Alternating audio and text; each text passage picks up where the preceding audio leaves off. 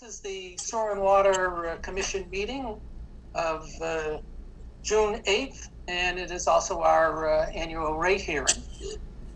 This is the first time that we're using Zoom. It's not our first Zoom meeting, but the first one that is allowing remote participation by attendees. And as you're well aware, this being the first time, it's taken us a little bit to get started. So with that, we're going to get this meeting started. We're going to start off with the rate hearing, and when we conclude that, we will go into our regular business, and people are welcome to stay and listen to that. I have to read some initial information first. Mary, is there something you're... No, I guess not. Okay.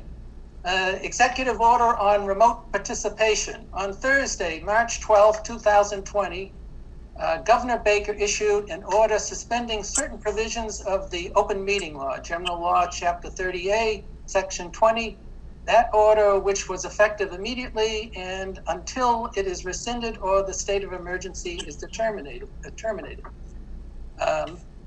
I'm to announce that all members will be participating remotely during the meeting due to the unprecedented time in the history of the Commonwealth. The governor has authorized remote participation for all public boards due to the emergency declaration order that was issued on March 12th, 2020. Public rate hearing. Per Governor Baker's order suspending certain provisions of the Open Meeting Law, General Law, Chapter 30A, Section 20, the public will not be allowed to physically access the Board of Water and Sewer Commissioners meeting. Members of the public will be able to view the meeting on Walpole Media Cable access the following day. The Board of Sewer and Water Commissioners reserves the right to implement additional remote participation procedures and will notify the public of these procedures as soon as practical. Please reach out with any questions or comments to Mary Frisbee, and it gives her email address or her telephone number. And attendees, as you're aware, we now have the ability to have some participation from attendees remotely. We are going to hold the rate hearing initially, and later, as I said, we will follow with the regular meeting. So with that, I'll entertain a motion to open the rate hearing. So moved. All right, is there a second? Second. All right, and I believe for remote meetings, we want to take the roll on all votes. So John Spillane, Pat Fasanello? No. You don't want to I'm voting no because I believe that we can do this. We should not do this remotely. We should do it in a physical setting. That is maybe like a school auditorium. And I would rather see this postponed until we can get that into effect. All right, so we have John Hassenegger. I'll vote in favor conditionally of opening the hearing, and I'll also express a sentiment that I agree with Mr. Fasanello that in the future we should have no more of these ridiculous video meetings, and we should have a setup where there's a social distancing where we can actually have a physical meeting, because this is, technology isn't up to par, quite frankly. Glenn? Aye. All right, and myself in favor of opening. So with that, the rating hearing is open. And first, I want to give some background on give some context to our rate hearing. Back in December of 2019, on one of our regular water and sewer meetings, it became clear that our rate revenue was not going to meet its target, and it could be off by as much as $1 million. And at that meeting, we learned that we'd had this problem where our rates were not delivering the revenue that we had estimated at rate hearings as bad, and that was taking place as far back as fiscal year 17, 18, 19, and now, of course, we were seeing that for this fiscal year that we're in, fiscal 20. The shortfall for fiscal year 17, 18, and 19 had been overcome by the entrance fees, which came in much higher than we had anticipated. So from a budget standpoint, we didn't have a shortfall. The issue was that we were not getting the money in the way that we had expected. There was concerns that the entrance fees for fiscal year 2020, the one that we're in right now, might not cover the anticipated shortfall in the revenue from rates. A mid-year rate increase was considered, but there was a question of how much we'd need to increase the rates. The other option was to place an article on the Springtown meeting warrant to make up any shortfall using odd or retained earnings. And by doing that, we would get closer to the end of the fiscal year and we'd be able to get an exact number. What we also learned is that when calculating the rates for fiscal year 17, 18, 19, and 20, the rates had been estimated using a consumption estimate. In other words, what the amount of water that we were going to sell as 88 million cubic feet. Actually, looking back, I can see we were using that number as far back as fiscal year 14. The actual consumption turned out to be for FY17 only 85,406,000. FY18 was even less, 80,936,000. FY19 it was down to 78,921,000. And in December for FY20, it looked like it was going to be even lower in the low 70 millions. Actually, at the end of April, looking at some consumption reports and just extrapolating out to the last 2 months, it looked like we were going to, for this fiscal year, have a consumption estimate of 73 million. And that's what we're going to use for the rates.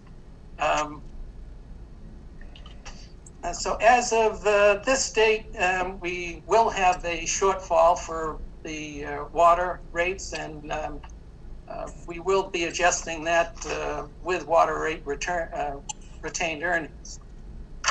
So now for the fiscal year 2020 rates, we're using the consumption estimate of 73 million cubic feet.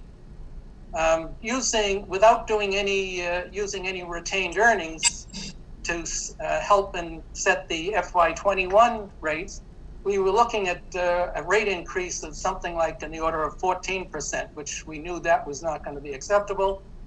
At our meeting on May 18th, we decided that we needed to do something to reduce that rate increase. And so there was a couple of things that we did. One, we decided we would not do any capital projects in FY21. This work still needs to be done, but we would postpone it for another year. We decided we would also subsidize the FY21 rates by using 300,000 of retained earnings. And the last adjustment that we did was to increase the commercial rates in tier 3 and 4. Tiers 1 and 2 already matched the residential rates. That we would set the commercial rates in tier 3 and 4 to match the residential rates. This is what we used to do when we had the flat rate, but looking at the impact on commercial users, we decided that going the full way would be too much of a burden, so we decided to go halfway, getting the commercial rates to match the residential rates, with the plan that in a subsequent year we would get them the rest of the way. And the result was a 7.04% rate increase. What I'd like to do at this point was share my screen. I can show you the rate worksheet that was presented by the administration. So hopefully we'll be able to do that right now. And let me see here.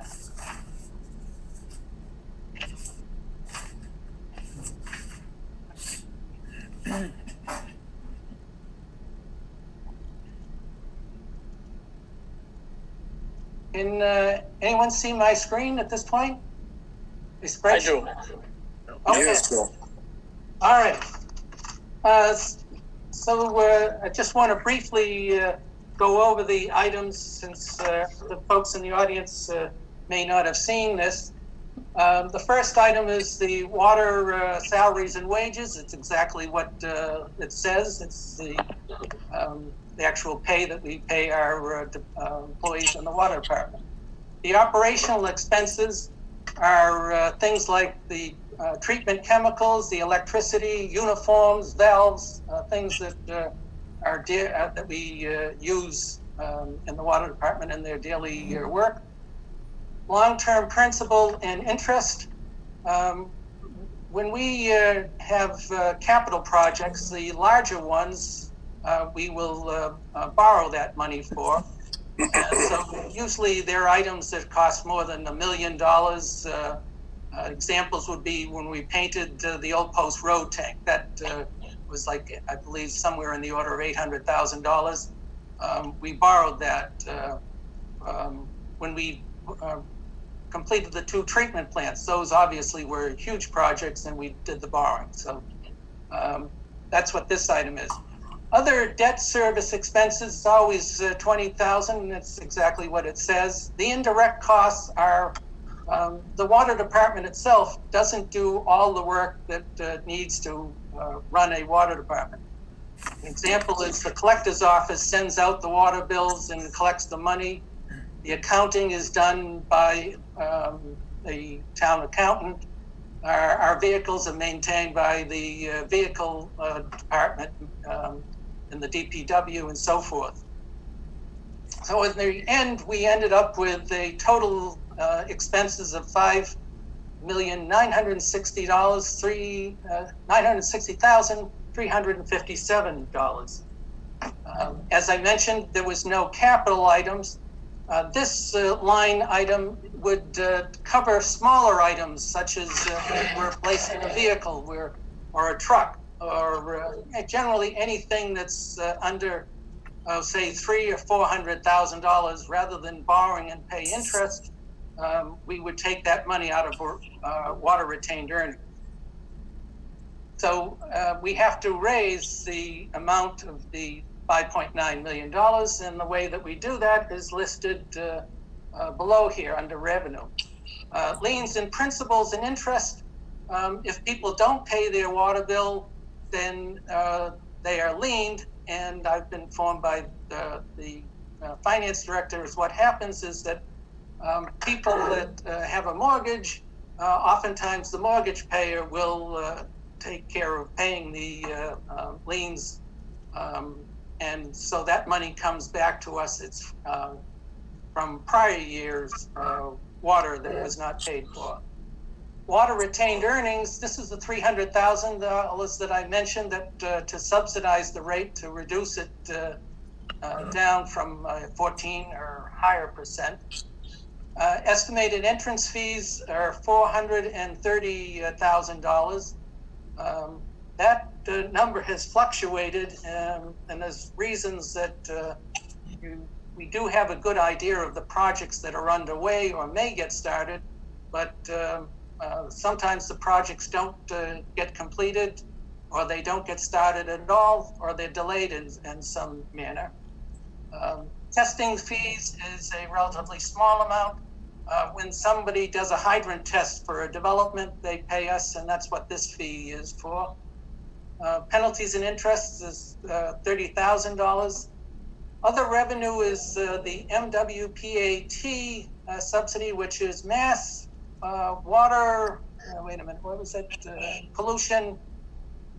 Rick, you always tell me what the last abatement trust.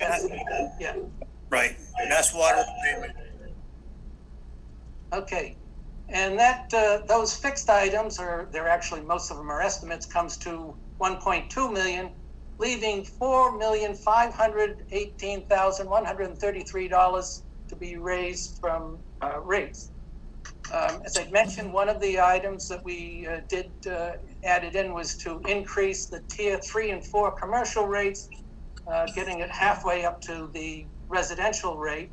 and that has been estimated to be around $200,000, leaving for a total of $4.7 million to be raised revenue. And when you add that together with the 1.2 million, it matches the expenses. The rate calculation is taking the amount that's raised by rates, dividing it by the 73 million, and since we bill in thousands of cubic feet, that's the reason we're not dividing by 73 million. And that results in a rate of $74.63 and a little bit more, for an increase of 7.4%. And that's arrived at by just comparing to the FY20 rate, which was $60.38. And so we ended up with a 7.04 rate. Just to get an idea back on the expenses, looking at it, comparing it to last year, the total amount was about actually I have the exact number, $260,000 left because of not doing any capital. The other items had increases ranging from 0.8%, 0.4%. There was a 3% increase, and one of the others was 1%. So there was a very minimal increase in our expenses, and by not doing capital work at all, there was a resulting reduction of $260,316. So that is what we came out of the May 18th meeting. Glenn, you had added some alternative proposals. If you want to discuss those at this point. Yeah, Mr. Chairman, thank you. And I do want to hear from the public too. So this is just open for discussion.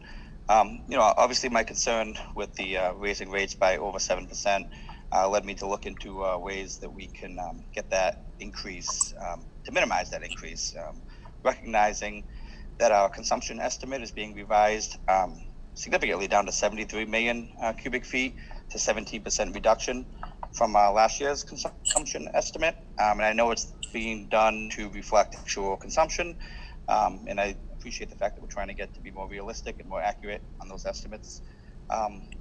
But I'm also concerned that doing so allows for the real possibility of actually undershooting in the event that Walpole has a dry season as opposed to a wet season, or if there is an uptick in consumption. And so, one of the reasons I want to consider using a little bit more retained earnings. So the proposal right now that you outlined is $300,000 worth of retained earnings. And so my suggestion is that we increase that to $400,000. And we have the retained earnings. You didn't mention this, but there's $2.8 million. Correct. Check that number. Yeah, $2.8 million in retained earnings. So bringing it down to 2.5 under the current proposal, or I'm suggesting bringing that current retained earnings down to $2.4 million by using $400,000. That would get us an increase of 4.79% across the board. And to me, that allows for, again, it's a high number, but less high than 7.04. To me, it allows for an incremental approach. And gives us an extra year of data to help us establish a clearer consumption trend. And so I just would suggest opening that up to discussion to see what the other commissioners think. One of the things that, and I talked to you about this, Glenn, is concern of by doing that, and we have the same issue with the 300,000, is that next year in fiscal 22, our plan would be to go back and start doing capital work. That's maintenance as well as some new items. We are in the middle of updating the SCADA system, which is the control of the whole water operation.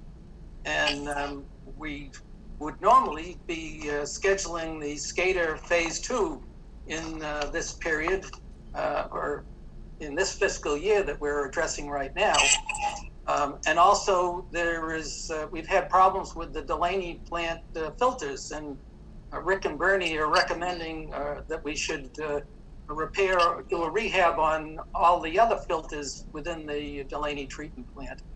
So my concern is that we're taking out 300,000 or 400,000, and we will have to do a similar thing in the subsequent fiscal year. Plus, we'll be having doing some capital work, which I believe will end up taking much more out of retained earnings.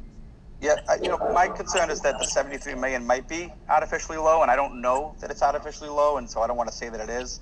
But if we find out that it is, then we're going to find out that we have raised more revenue than we expected, and we won't know that until we have another year of data. So I agree. Obviously, we don't want to rely heavily, if at all, on retained earnings to balance our budget. But I'm considering this to be a sort of a one-time thing based on this big move with the estimate. And I feel like using retained earnings to get us that one extra year of data, that it might help us have a clearer, picture of what's going on. One other thing to keep in mind is for this fiscal year, I just got the May revenue numbers in earlier today, and to me it looks like that we may end up with a shortfall of between $600,000 and $700,000 of the current fiscal year. So we'd be taking out, let's say it's the 700 or even the 600,000 plus the 400,000 that you're recommending, Glenn. That would take the retained earnings down from 2.8 to 1.8, and that's where we would be basically starting looking at the fiscal 22 rates, where we will start to do capital work. So just one other consideration, that it's not just adding another, well, it is adding just one other 100,000 to get the rates down to 4.79. Mr. Chairman. We're also got some other to address the shortfall in this fiscal year. John, I believe, John Spillane? Yes. I have a couple of things I'd like to comment on here. Yes. Of 2.8 million in reserve funds, I would not vote for an increase that's over 3%. I don't care what we have to take out of it. I think that 1 year was an abortion. I don't think it's going to continue like that. And that's my thing. I think this thing can go one step further. Whatever we require to bring it down to at least 3%. But one other thing that I know we've talked about, that this was a wet year. One thing that, and it's something that at each of our meetings, I've shown you not only the revenue, but the water production. And if it was just because of a wet season, we wouldn't have seen the reduction in production in all the months. And in fact, for folks on the call here, for the last 16 months, we were producing water 10% less than our historical average. Now, that's not what we do, but the water that you can't sell water that you don't produce. So, and it's easy to get the production numbers much easier than what we actually build and what actually got paid. So the reduction in the amounts that we've consumed is not just due to the weather being a wet spring. This happened in January, February, December, and so forth. So anyways, John, you got any more comment on that to follow up? Okay. If we're producing less water, why is it costing us so much to produce it? Why does it produce that water should go down too?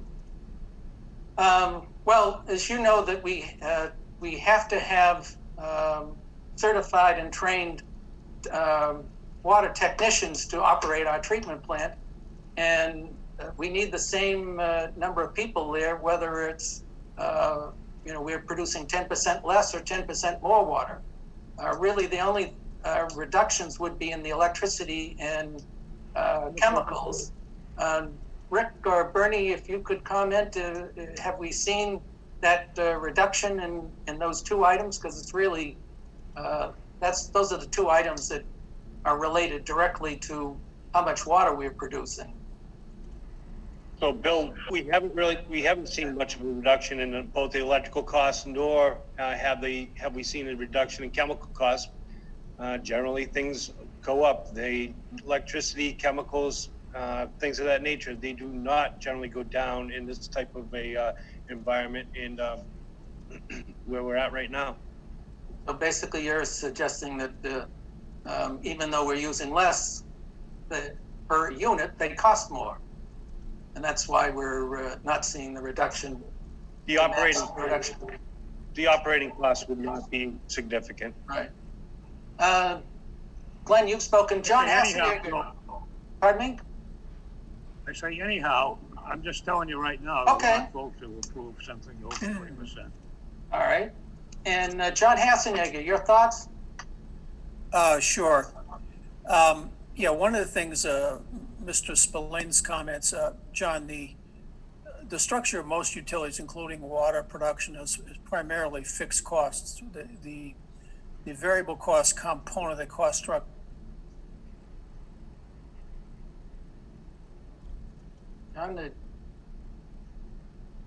Got himself out. John, did you cut off there? I think you're still muted.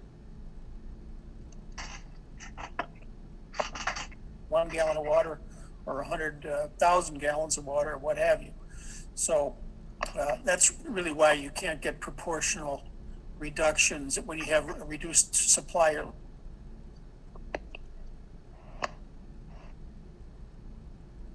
Okay. You're breaking up there, John, but I think we got the gist of your comment was that there are a lot of fixed costs and you are not going to see them reduction in proportion. The typical homeowners, and I think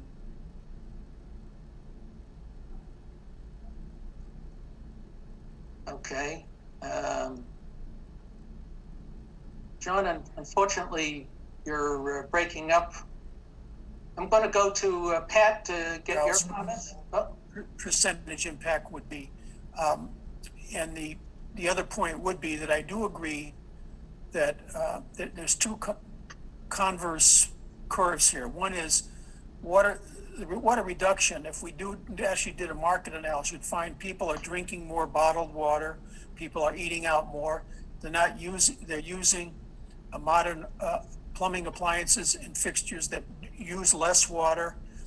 They get incentives. We have staff has an excellent program of motivating people to be conservative, to use low flow products, and to get rebates for low flow toilets, etc.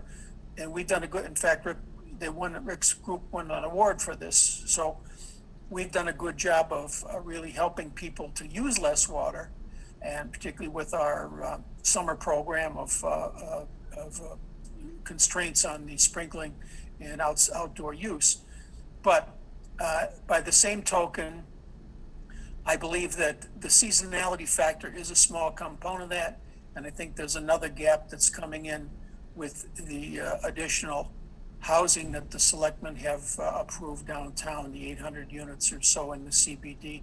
I think that's going to bring an increase in water utilization that will offset the downward slope in the curve.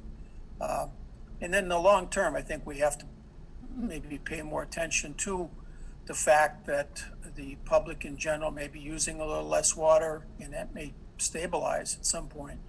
But at any rate, I think you want to mitigate the impact of the consumer households. People don't probably want to hear that they're going to have a 7% increase, and that probably isn't a fair representation of what the facts really are, where their increase is going to be less than. It might be closer to 4.5% or 5%. So I think the communication part would be important, but also I would be willing to take some money, maybe up to $100,000 out of the reserve to soften this particular year. I think John Spillane does make a point. If you look at the historical chart, we've never really gone up to anything like a 7% increase before, or back for 5 years anyway. I'm sorry. So those are my thoughts, and I'm open-minded to the administration's recommendations as well as our staff and other commissioners. All right, Pat. Thanks, John. Pat, your thoughts? Yes, I have to say, yeah, I'm pretty disappointed in the online meeting because, I could barely hear John Spillane. And John Hassenjagger was coming in all broken up. It really is disappointing on the technical part here. But, you know, it seems like we've lost control of this. I always felt that we should keep the rates at 2.5, like the taxes are. And it seems like we're losing control of this, and it's getting higher and higher. You know, maybe we could augment this with the money from the snow fund. I'm sure we have some money in the snow fund because we didn't have much snow. I mean, there's got to be some money around that we can, maybe that can come off the indirect costs. I mean, the indirect costs are almost 1.3 million. That's a lot of money here. You gave me figures on FY21, and then I just looked at the report you put up on the screen here, and it has increased. I forget how much here. My math is not that quick, but it's about $10,000 more. So I think we can look at that. Maybe get some money from, substitute some money, give them the snow fund money, and we that can go into our budget. Back to you. Okay, thank you. Anyone else? Glenn, you spoke. Did you want to have a follow-up? I guess I have a question. What would it take to do a 4.79%? Because nobody's actually mentioned the possibility of raising one tier more or less than the other three tiers. And I was wondering what it would take to raise the first tier 3% and have a tier 2, 3, and 4 increase of 4.79% or something along those lines. In terms of how, well, you're saying increase just the first tier? Do I understand that right, Glenn? Right. Well, increase all 4 tiers, but increase the first tier by a lesser. A lesser amount? Yes. And increase, you'd obviously have to, I would say that would take quite a bit of work to come up with that. And I'd be, if you want to raise something, increase something, then I think I feel comfortable you could do that with not, because you'd probably be raising more money. If you want to reduce any of the tiers, I'm not sure that we'd be able to figure that out. Well, no, I don't want to reduce the first tier. I want to increase the first tier by 3% and increase tier 2 by 4%. Yeah, okay. When I say reducing the increase on tier 1.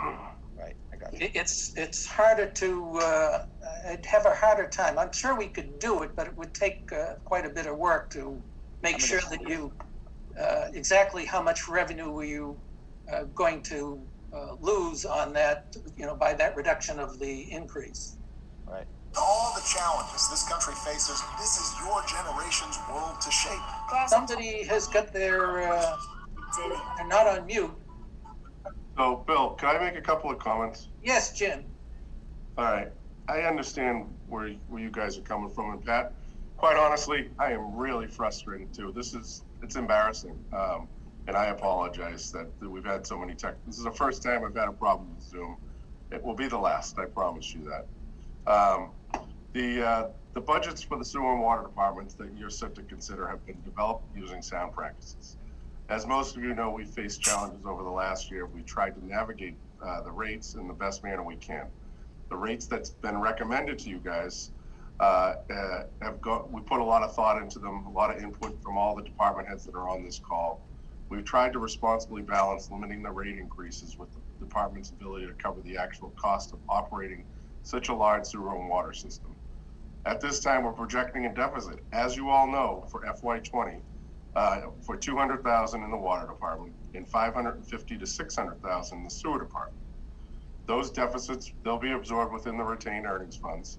We've kept the rates artificially low in this current fiscal year, and the rates payers are going to receive the benefits of that. We've kept them down, and we're going to cover this deficit. In the water, we have just about $2.7 million in retained earnings, and in the sewer, we have $2.1 million.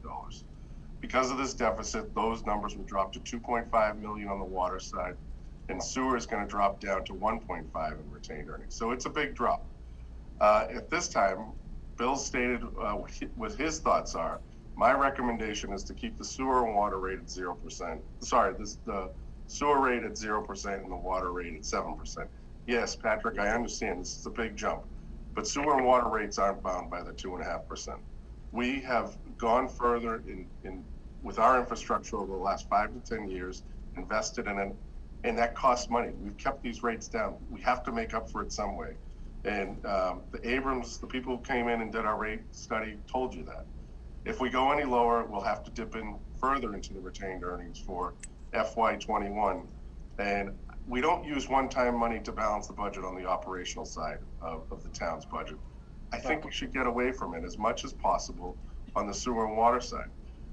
It's just not responsible, and it's going to catch up with us eventually. I'm worried about tomorrow, years down the road. How is this going to catch up with us, and how are we going to be able to make up for this money? Eventually, the well will run dry if you guys keep using retained earnings to balance the budget. In 100,000 here or there, it's not going to. We're already using 300,000 on the water side.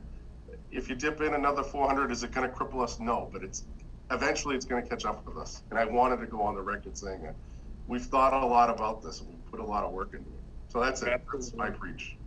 You're absolutely right, Jim. And I've did some work on this this past week, just estimating what that would do. And I could easily see the if we use the 450 or 500,000 into the subsidy to try and get the rates down to 3, or the 400,000 to get it down to 4.79. We will have to do, unless we decide we're not going to do any more capital work, which I think is a big mistake, that we will easily end up with the retained earnings around 950,000 when we do the FY22 rates. And we got ourselves in trouble, I remember just before I got onto the board this last time, when we found some minor contamination at the High Street water tank. And I think, Rick, you can correct me if I'm wrong, it was like $115,000 or $120,000. And we had to borrow that money because we had brought the water retained earnings down so low. Yeah, actually, Bill, there were 2 different appropriations for that project, and that project in total came to close to $1 million. The commission used retained earnings for a portion of it. The retained earnings got to a place where they were dangerously low, so we had to borrow the second portion. Right. Bill, just out of curiosity, do you know, not percentages, but actual dollar value in tier 1, what the average dollar value increase would be to the average user? You do. It's well, yes. If at the proposed 7.04%, I will. Now I just changed my screen. Does everybody see a Word document now? No. No. Okay. Well, let me unshare and share again here. I have $74 For the year. for the year for the average. Yeah. At the 7%. Okay. Yeah, and what I can tell you is that 47% of our customers, they are only using tier 1, which is, there's an increase of, 52.94 minus 49.35 per quarter. No.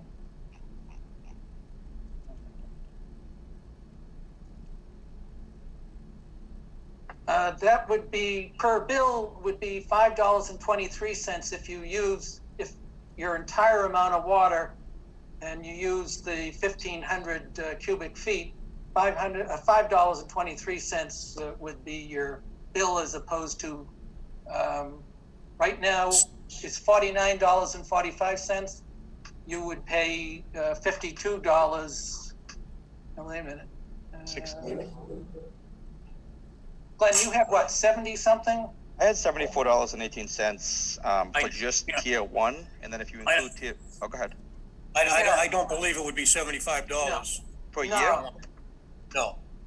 The typical 47% of our water users use 500 cubic feet per month or less.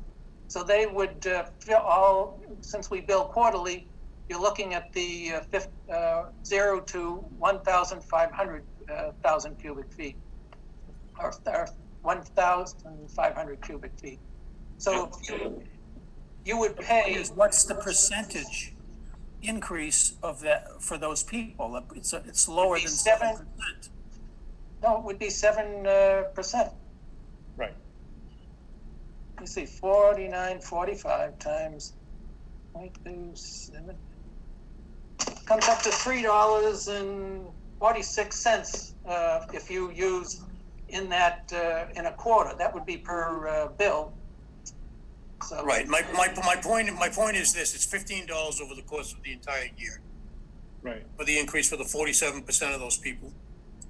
So I don't think people should get hung up on percentages. People understand actual dollars, not percentages.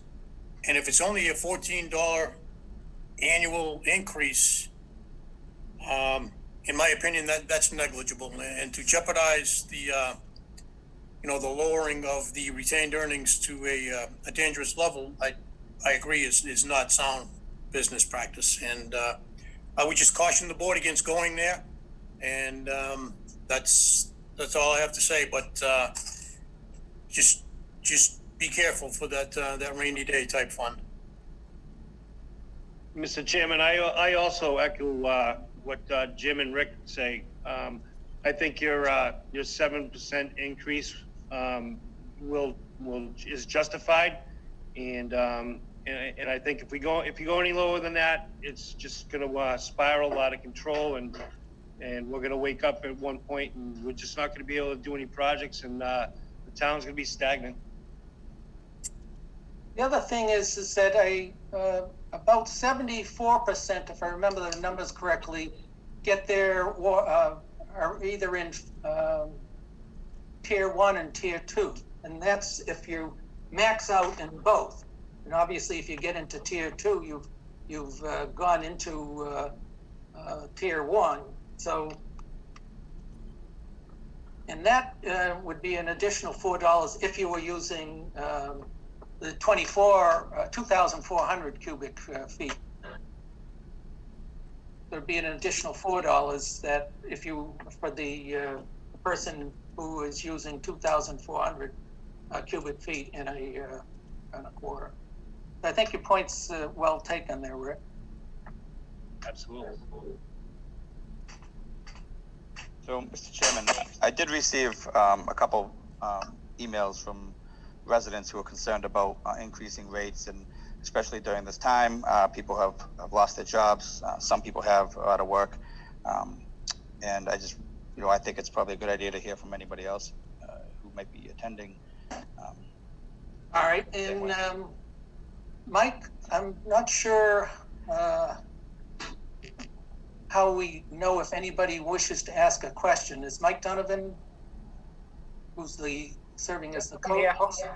Yes? So if you click down on Q&A at the bottom there, you should see a list of questions that came in from.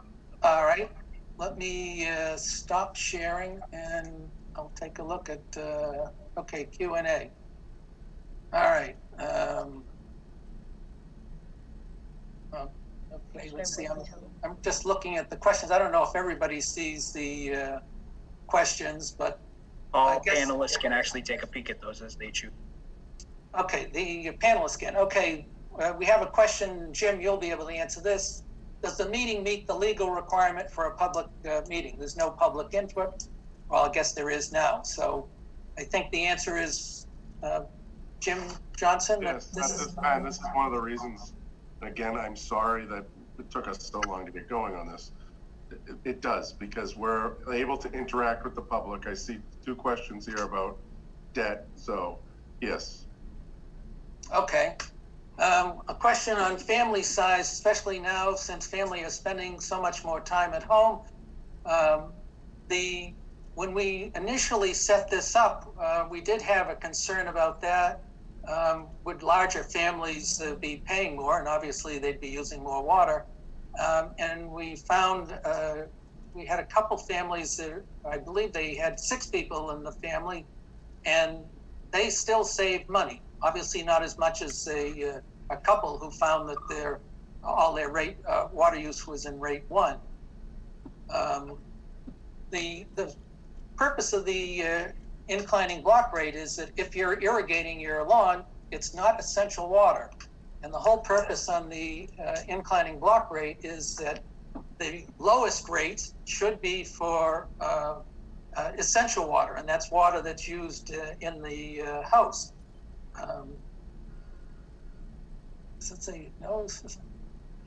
And if no system can be in place, such as using town census. Okay. Is it possible to refinance debt as rates go lower? Jody, or I believe Marilyn and Lisa are there. Marilyn's gonna speak. All right, Marilyn, she's the finance director, by the way. We just went out to borrow and we got 3.25. Some of the larger borrowings that I did over the past couple of years have been even under that rate. So, and you can only refinance at certain times, and none of the debt is up for refinancing at all anyway. But their rates are lower than what's out there right now. Thanks, Marilyn. Thank you, Marilyn. And the last item is debt payments are the largest expense item. And yes, they are. I guess I'm not sure what the... That's due to most of the water main replacements. Those were the big borrowing items that you've done over the past couple of years. You know, it was $1.6 million, 1.2 million a few years ago, and that's your debt. Those were the projects you're working on. They're over 25 years, I believe. The other thing to note is that the water treatment plant, the Willis treatment plant was borrowed, I believe it's about 18 years ago, and we also did some supplemental wells and a water storage tank. And those, I think, were like $6 or $8 million items. So there's actually about a third of the debt is related to that project alone. Yeah, you've got a big debt project coming off soon. Right, fiscal year 2024. And let me just see if there are any other. You look in the We have chat. a couple questions in chat, yep. In chat, all right, let's look at the chat there.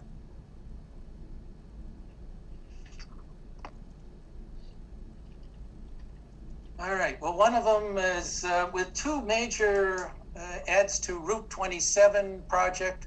So South Walpole's 300 housing units, won't this surely increase water demand? That is correct. There is 192 units at the train station. The one on East Street, the Liberty Village, is like 152 units. The units on the old Walpole Woodworkers is 186 units. At this point, certainly the 2 units closest to the train station, they haven't started to rent, and I don't know. They look like they're getting closer, but I'm not expecting. They're certainly not going to fill up at the beginning of the fiscal year. The units on Route 27, the old Walpole Woodworkers site, there's actually going to be 4 buildings, and as you look at it, one looks like it's pretty much completed. Another one is well on its way, and the other 2 buildings are not there at all. The 300 units probably we won't see any increase from this fiscal year because they haven't started construction at all. But in they definitely, if you add more housing units, then there will be an increase in consumption. But as I think it was mentioned, I think John Hassenjager mentioned, when anybody replaces a toilet, they get the low flow toilets. You probably can't buy anything other than the 1.2 gallon toilets. You're replacing your wash machine, dishwasher, they're going to be using less water also. So, and that's probably the main contributor to the reduction in our consumption estimates. Just one other thing, Bill, on the reduction in the consumption. This is Rick. Some of you may recall that up until 3 years ago, we had a strictly odd even policy in which people were allowed to water 7 days a week. I believe it was 3 years ago, we cut that to 4 days a week. And for the most part, people are adhering to that policy. So removing that 3 extra days of summer demand has also led to a reduction in pumping and subsequent consumption.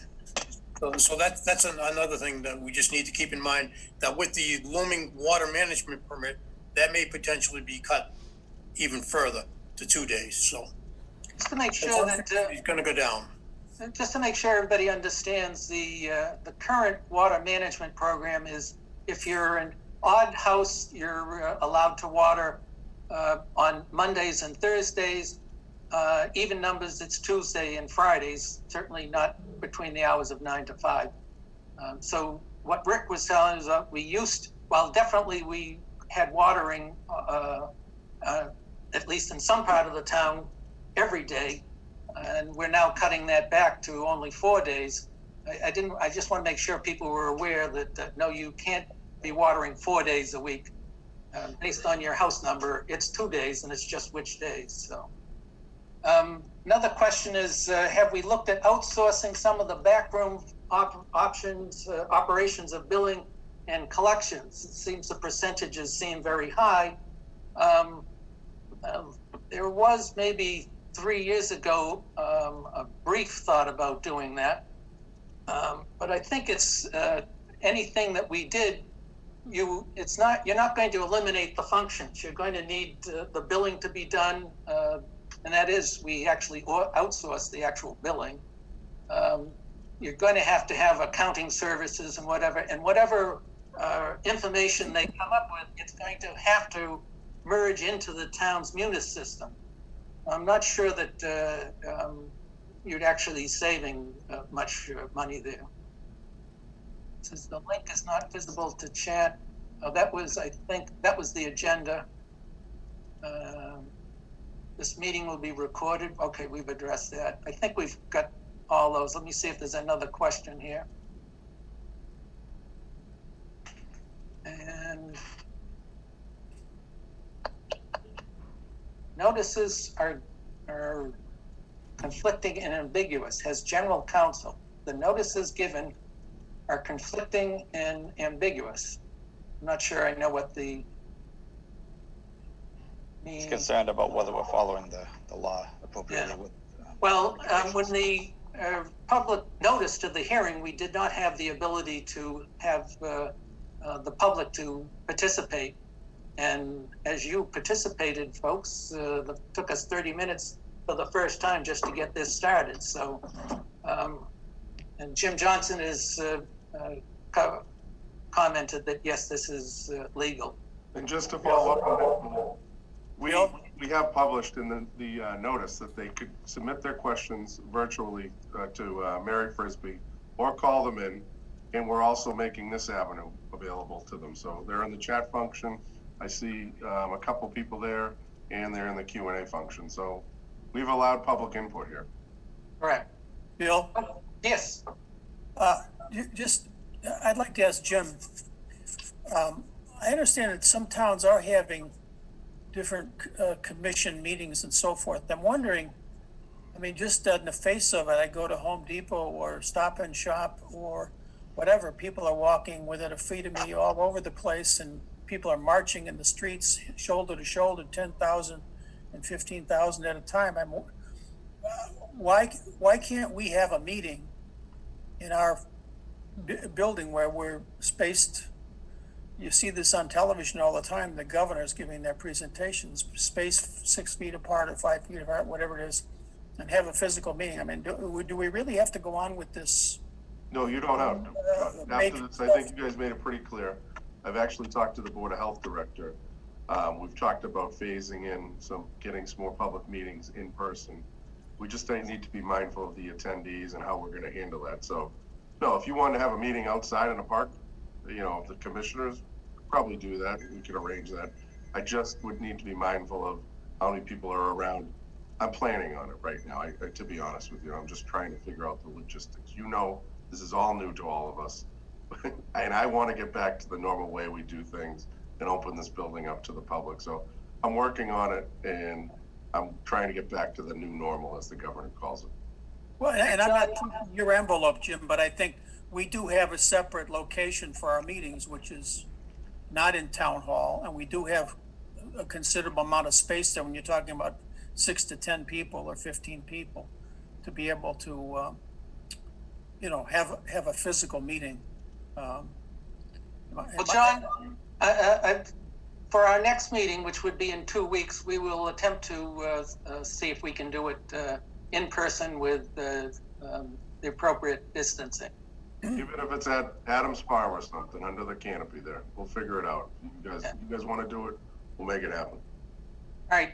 I want to get back to the rates. Any other comments? We've had 2 proposals. One is the 7.04%, and the other one is the 4.79% rate. So just any general comments before we see if we can nail this down? Mr. Chairman? Jody? Yes, I would just like to comment that we've been doing this for a number of years. And over the last few years anyway, we seem to follow the same pattern. And this fiscal year, we've hit a deficit mark. So things are concerning on the accounting end of things, where if we keep on dipping into retained earnings, we're going to be in trouble. And where we're starting this year, I hate to continue to have deficits and take money from retained earnings. There will be nothing left. It's just a matter of time. So, I would prefer that the less retained earnings that we used to cover the rates, the better. Okay, thanks, Jody. All right. Bill, John? one other comment. Yeah, on that, I mean, I think Glenn makes a compelling point that it isn't normal times, Jody. It's, this is something, a pandemic. There are many people outside of government who have been out of work for 3 months and more and may not have a job coming back. And, they're worried about everything. They're not able to pay their taxes. They're not able to pay their rents or some of their basic mortgage payments. And if there's ever a time to give some relief or to maintain relief to the ratepayer, it would probably be right now. The projections are in the future, a year or 2 from now, the things are going to be economically very good on the comeback. But I would just say I wouldn't take this as a pattern for the new normal, Jody, but it's just a bad time to be trying to put people back on a full throttle when many folks, again, I mean, it's nice. This is one of the times when people appreciate working for government or public institutions where they're not in economic hardship and jeopardy. So I would just take that into. I don't think Glenn's position is out of line with the 100,000. I think I was confused because I thought that you took the 7% piece, and then it's distributed across the rate-paying tiers based on their percentage of the pie, not just take 7% to everybody. So I mean, there's different ways to do that calculation, and I guess the worst way is to tell everybody it's 7%. Well, John, the rates are adjusted. All the tiers, all the categories get adjusted by the same but percentage. it's the way you adjust them, Bill. There's different ways to get at the gross shortage. I understand. Segmentation. Mr. Chairman, if I could, this is Rick again. Yes, Rick. I share Jody's concerns. I hear Jody loud and clear and the rest of the team. But I believe that the application of another $100,000, as Commissioner Maffei recommends, to get that rate increase to the 4.7%,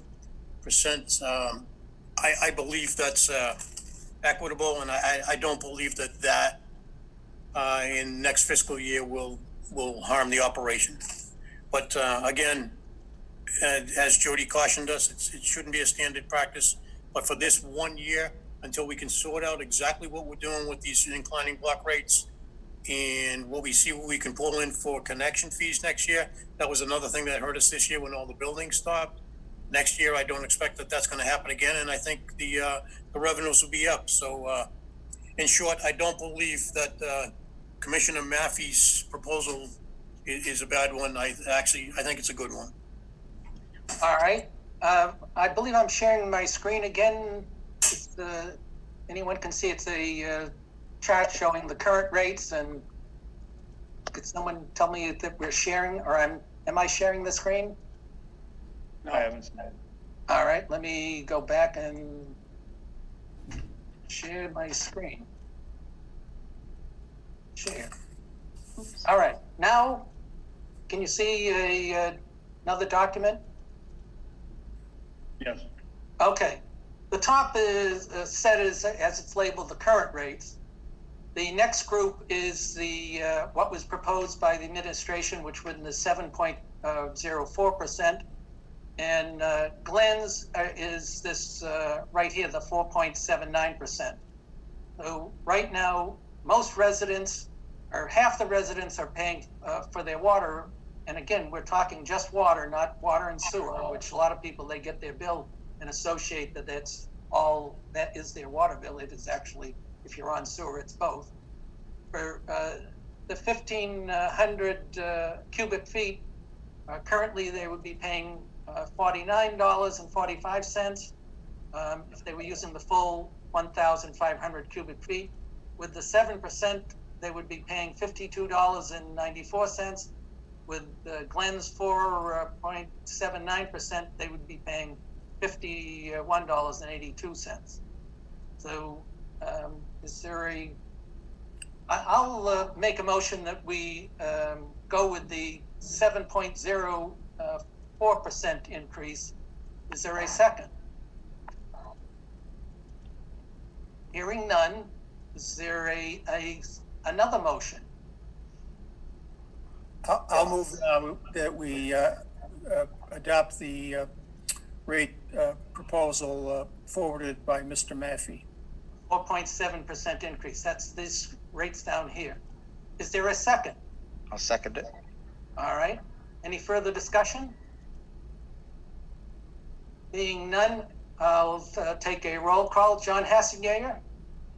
Aye. Glenn Maffei? Aye. John Spillane? No. Pat Fasanello? No. And Bill Abbott, yes. So we have approved on a 3-2-0 vote the 4.79% increase. Okay, and I'm going to stop sharing, and I'm going to go to the sewer rates, which is the next item. And let me bring that back up. And go back here.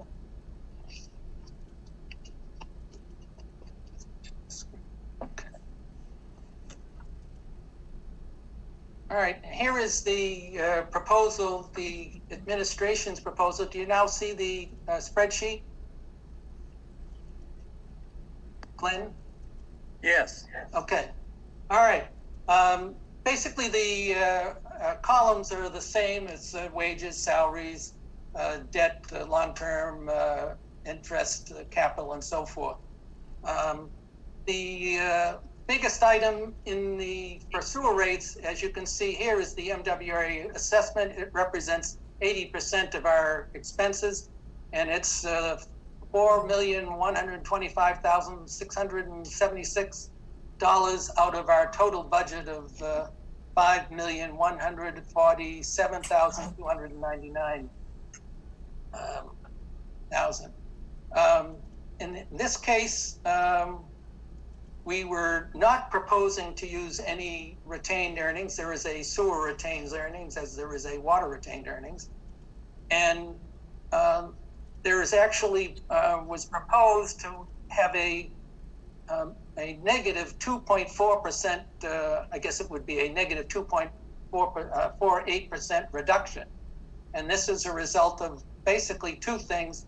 There was a slight reduction in the assessment, but the biggest reduction was in our capital. There was over $1 million of capital that we had used in the prior fiscal year. And that's accounts for the bulk of the reduction there. Any questions? John Spillane, do you have any thoughts on the sewer rate? Nothing. All set. You're all set. John Hassenegger? No, it's good to me. Glenn Maffey? Well, so are we, is there a proposal to keep the rate flat at 0% or? This is the administration's that was included in our package. I know Rick has talked about using a 0% increase. And I'll let Rick comment on that after I've gone through the entire board here. Well, I guess I see an opportunity. Go ahead, John. Ours is minus 2.48%. Right. What did I say? No, Glenn thought it was flat, 0. Okay, no, that was something that Rick had suggested. And I'll give the microphone to him to comment, but I just want to get the comment from the board. Well, so I'll make my comment that the negative 2.48%, I think it's an opportunity to lower rates and not have it affect our balancing of our budget. And I think we should do it. Okay. Pat? Well, just it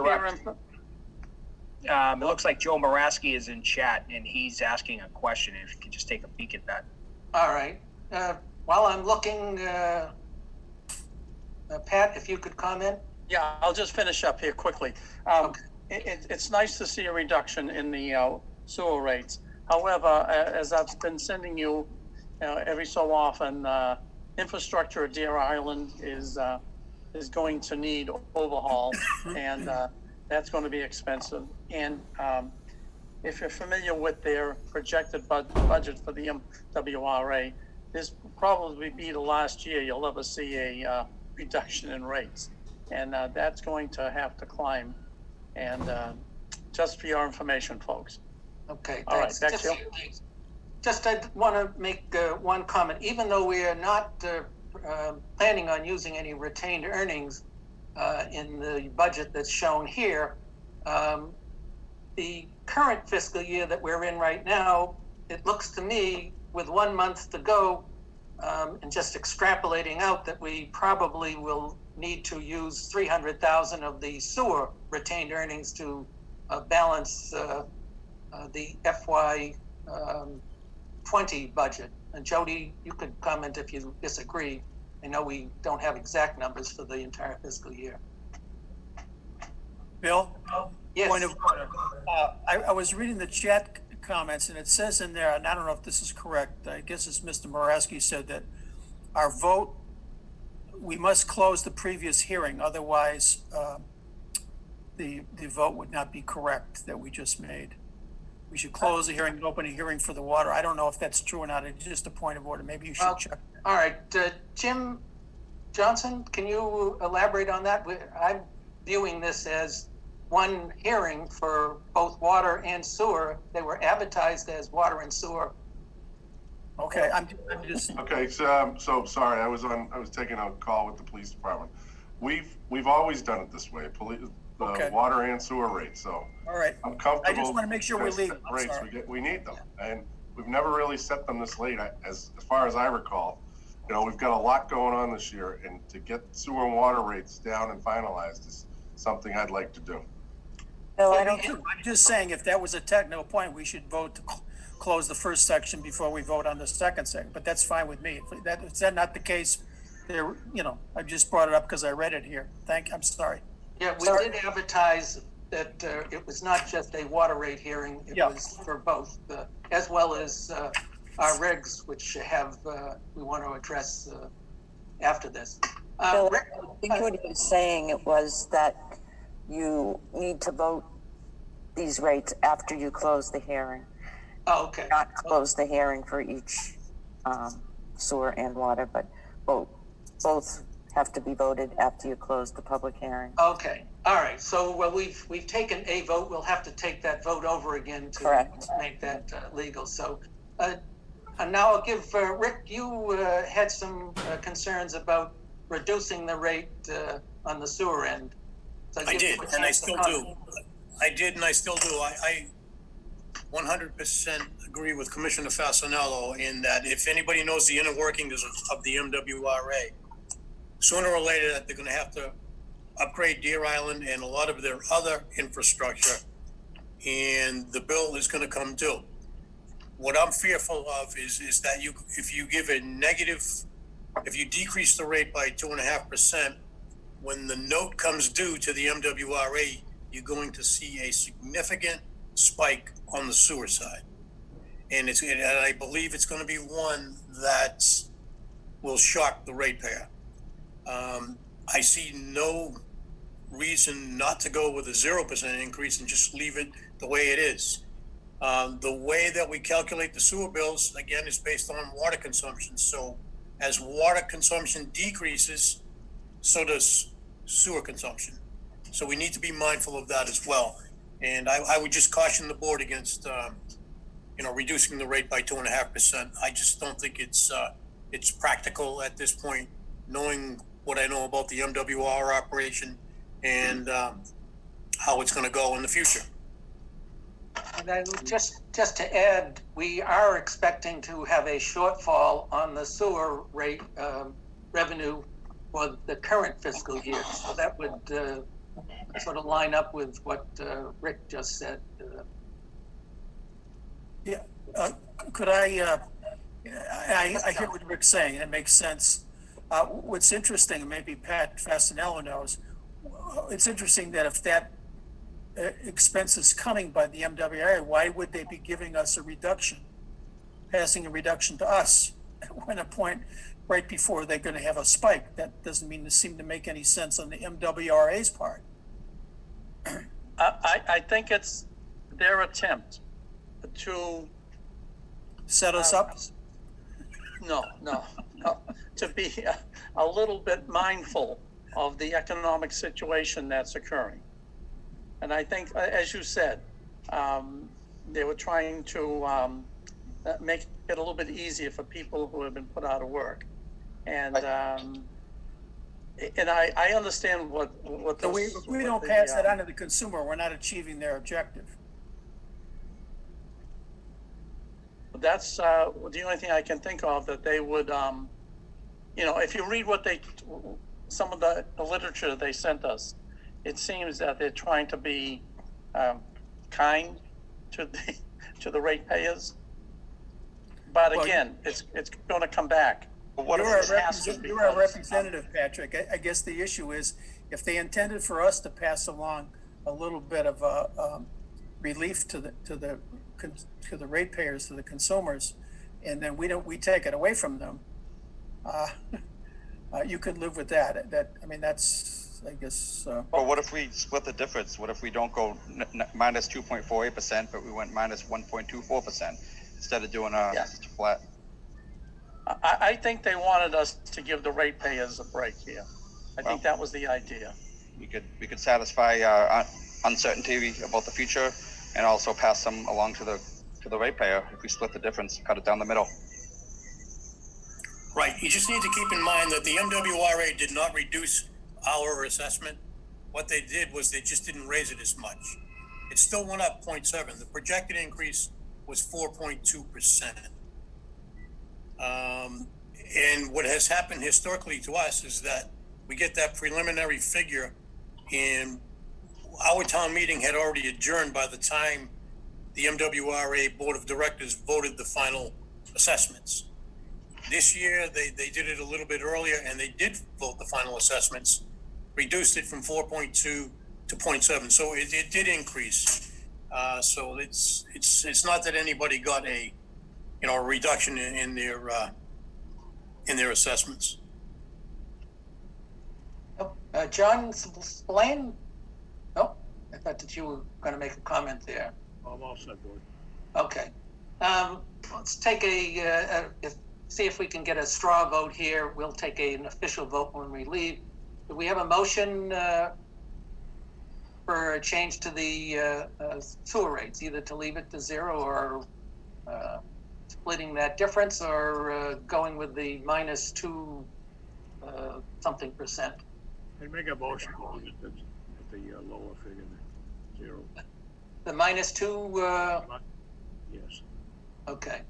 And I'll second John Spillane's. All right. So we would go with the administration's plan if this is voted. So I'll take a roll call here. John Hassenjager. Yes. Okay. Glenn Matthey. Glenn, you're on mute. Just keeping you in suspense. No. Okay, so we got a 1-1. Pat? Yes. John Spillane? Yes. All right, Bill Abbott, no. We got a 3-2 vote again, but our straw vote is to go with the 2%, I don't have the thing in front of me, 2% reduction. 2.48. 2.48, thanks. All right, the final item that was within our regulations that I wanted to address, and that is our I&I fee. As I've written a number of times to the board, and the fact that we have settled our suit related to this, the present way that we have our I&I fee set up is an unlawful tax, I believe is the proper word. And we do have funding using the MWRA loan grant phases. The town meeting has approved those. And that accounted for, I believe, $1.2 million, of which we only had to pay back 1/4 of it. And we could do that over 10 years at 0% interest, that we will have sufficient funds to continue to address I&I. And if we do not change our present regulation where we charge for every gallon that you add in, that you have to either pay an equivalent amount or take out 2.31 gallons of sewage out of the system. That procedure made sense when you had a leaky system, but we've been addressing I&I for a long time now. We have a pretty tight system, and the problem that we're faced with is if you come up with a very small connection to sewer, yeah, we can probably find a manhole or two that needs to be corrected, and we can address a small amount of inflow. But when you come up with large developments, be it the ones at the train stations, the 300 units over at Summer Street, there is those gallons, we can't find and identify the number of gallons that they'd have to remove. And so they pay money, and now the town is responsible for doing that. And as I said, it's an unlawful tax because there is no specific benefit that the development or even a homeowner who connects to the sewer gets. It's a maintenance item, and we have another source of funds, namely the MWRA grant loan program, and they have been doing this for a number of years. We're up to phase 10 and 11 at this point, that would supply us the funds that we need. The DEP has a regulation saying that you must have an I&I removal program. We do. It must have a source of funding. Doesn't specify what it needs to be. So the loan grant program that the MWA provides at a very generous, 0% interest and only having to pay back a quarter of it, is an ample source of funding. So I'll get some comments. I'll start with you, John Hassenegger. I'm suggesting that we eliminate the I&I fee that's listed in our regulations. I'll abstain. Okay. Glenn? Yeah, I support the change. I think it's time that we throw out the old way. If we have money that we can't spend, then we need to find a new way to raise revenue only when we need it, as opposed to raising it at all times. So I support the effort to abolish the current I&I fee as it stands. Patrick? I don't think we should be too hasty. As you know, I&I is an extremely complicated system, or a tax, or not a tax, as the case may be. I really think we need to discuss this, because I&I also plays in with entrance fees and infrastructure access. So I'm going to abstain on this. All right, John Spillane. Wait a minute, somebody's... That's cool there, Bill, because it just seems to me there should be some way of getting to be legal. John, could you repeat? There was an interruption, at least on my end. I'm sorry. I said I'm going to go along with Patrick. I think there should be some way, though, of getting something out of this I&I on a legal basis, you know. Well, certainly if the I&I, one of its infiltration, which isn't caused by individuals, it's, we got leaky pipes and whatever. Inflow is where somebody is, say, pumping their flooded basement into the sewer, or putting downspouts into the sewer. Certainly we don't, that's the responsible part of the party who may be running their downspouts into the sewer. And that would still remain to be the party who's doing its responsibility to correct that. My concern is we've already been sued. We've settled. The precedent has been set on that unless we eliminate this, we are just inviting others to sue, and we'll end up returning money again. Bill? John. Mr. Chairman. Well, John Hassenegger first. The reason I abstained is because when we discussed this previously, I had asked to get the legal recommendation of town council. If the town council, with the settlement and on all these legal actions and studies that have been done, determine that this is the thing to do, then I would vote to eliminate that. But we didn't really get, there was no feedback. You kind of brought it up, and there's no, I guess none of us are lawyers that I know of. And I think we have to not put the town in jeopardy of all kinds of lawsuits and damages for something that we might personally have feelings about, but that doesn't hold the muster of the law of what we can and can't do. So if this is not deemed not right by the judicial system and our town attorneys, that would influence me to go along with town council and not continue to do what's wrong.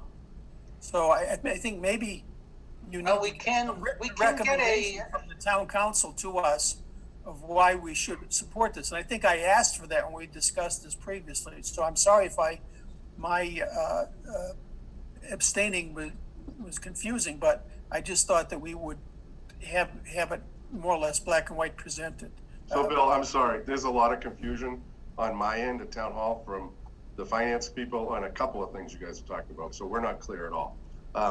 Are you voting on the I&I rates right now? Did you have a vote just a second ago? No, we didn't have we just went around to see, get some comments. We haven't taken a vote. Was there a motion on the floor. No motion at this point. I was bringing up the topic, and Okay. it's So as something far that as we can IRA, discuss. I think you should vote on it. I think you need to go on the record. You talked about it plenty of times, and you need to say whether or not you're going to phase those out. Bill, my recommendation is to go I along can't get on the with what you're proposing, which is to phase it out. We have it in place already with the MWRA assessments, and we've chased down a lot of the problems that we've found throughout the year. So my recommendation is right in line with what you propose.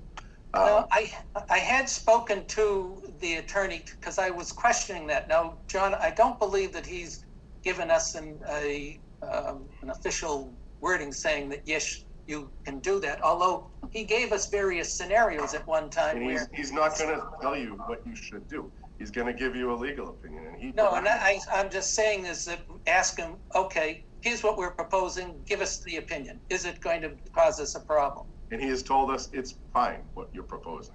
Okay. Yes. And that was my understanding also. So John, I'll change my vote then. Okay. All right. Bring up a vote. I don't know if you made the motion or not. Well, no, I haven't, but I will make the motion now to eliminate the our current I&I fee, and that we will continue with the I&I removal program using sources such as the MWRA's loan grant program. So that's my motion. Is there a second? I'm in the middle. You cut me off. Remember, I had a comment. Oh, I'm sorry, John Pat. Heston Jackson. Okay. Well, I'll second the I know I'm motion. over in the corner here, but. All right, we've got a motion and a second. Pat, I apologize for cutting you off. Well, here's the thing. You know, with the new apartments that are coming online, the new projects that are coming online, a sewer system is going to increase. There's going to be increased use in that sewer system. It's going to increase the flow. If you increase the flow of a sewer system, all of a sudden you start to discover different kinds of leaks, more leaks. And I think you really, really don't want to throw out the I&I completely. I think we need to look at that. And again, as I said before, look at it in connection to the entrance fees, because there may be a way that we can move those two together. Well, Pat, that's what I'm trying to say. I don't think we should get rid of it. Well, just one thing, the entrance fee is to address the capacity issue, just as, that say an apartment building causes. And we saw that with the proposed Applebee's, hotel behind Applebee's. They were going to have to correct an issue down on Pleasant Street, not even adjacent to their property. That would still continue. You are correct, as more flow goes in, there are potential to expose other leaks that we haven't addressed already. The problem with charging the developer a fee, that they don't get any specific benefit, because the leak that's or infiltration that's exposed somewhere could be miles away, and yet we're putting the burden on one person. That's why it became an unlawful tax. We will still be able to address that using the funds from the MWRA loan grant program. So are you telling me that every town in Massachusetts that has an I&I program cannot use it? Is that what you're saying? No, I'm not saying that. I'm saying when they see what's happened to us in court, that's certainly, and certainly if the people who brought the suit against us are doing development elsewhere, you can be certain they will use this precedent that was set. And also that the MWRA can't use it either. Yep. Bill? I don't understand. Bernie, you got a comment? No. Oh, I have a comment. Oh, John Hassenegger. Pat, Bill's saying we're going to continue an I&I to that function. I think the problem was that the basis of finding those instances where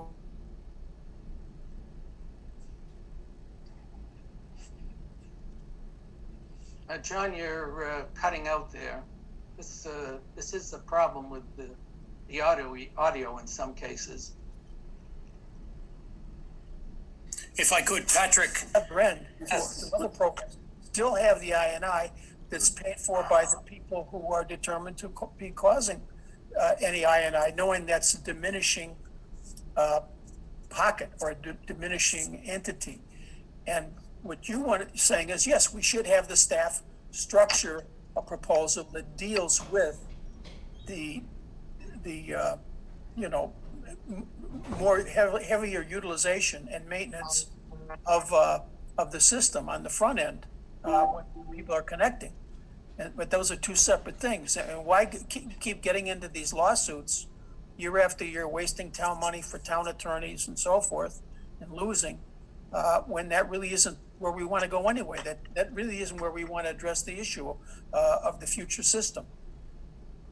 You know, the thing is, we hired experts, consultants to tell us how much I&I we would charge. You remember that, folks? We had lawyers there. We also had town lawyers there too, who should have known then. So why are we now dealing with this when we had hired consultants who were supposed to deal with it and obviously failed us? So that's why I believe we should at least keep it on the books, and we can somehow, maybe they do get a benefit from the INI if it can be worked out some way. The court hasn't ruled on that. Well, the other problem that we have is that we keep collecting funds and taking the responsibility to remove these gallons, and we can't identify them ourselves. And just because the 5 years ago, when the last time we had a rate consultant in to address this,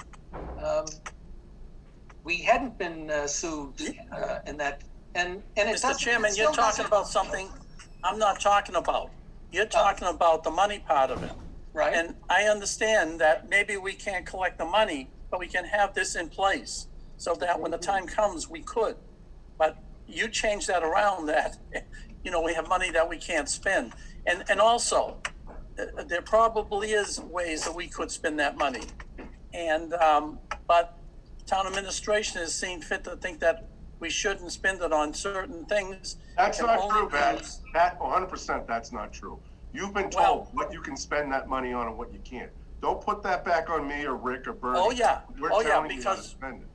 Here's the thing. If we need to repair our sewer or replace a sewer, what can we do? We were told we could not replace sewers, we could only repair them. Is that not correct? Is that not correct? All right. The program will still be in place, Patrick. It's just the ability or the inability or the fee that will not, that you're voting on right now, that wouldn't be involved as it was historically. Is that correct, Mr. Chairman? Are we going to lower the rate to zero? No. The ratio?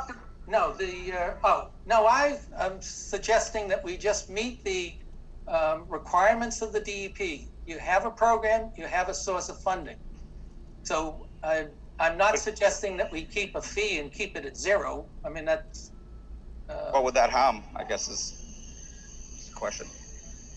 I think it might imply that you, unless we said that we were going to fund the program with the MWA grant loan program and treat it as a maintenance issue with our system, not putting the burden on a single, a tax on a single person who doesn't get any benefit from the...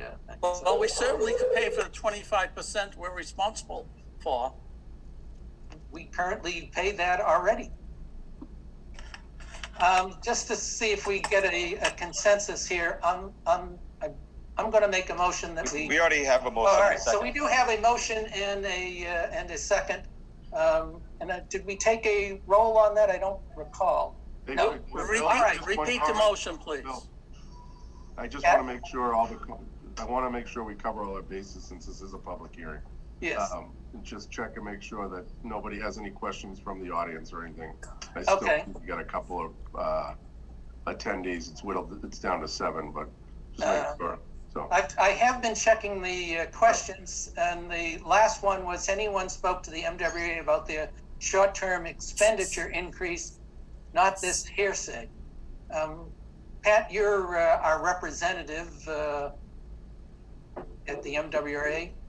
Oh, yes, and they've sent us the whole spreadsheet on that, and that should have been sent to either you, Bernie, or to the Director Mattson. And you should have that. They're adding Okay, 2 so photographs? Okay. they have provided the explanations. So Absolutely. yes, I'm Right down to the penny. All right, want to take just a straw vote here before we close the hearing. Pat, are you your position? Let me hear the motion again. Going to eliminate our current I&I fee, and we will continue with an I&I removal program using the MWRA grant loan program, and that would be my. What is the current fee now? Well, we charge. 0.3? They have a Is choice. it the 1 point? 2.31, I believe. 2.3 to 1. Right, you have to remove those gallons, and we do set a dollar amount if you don't want to remove the gallons, which most developments, we can't identify that many gallons, so. I would reduce it to 0, but I would keep the program.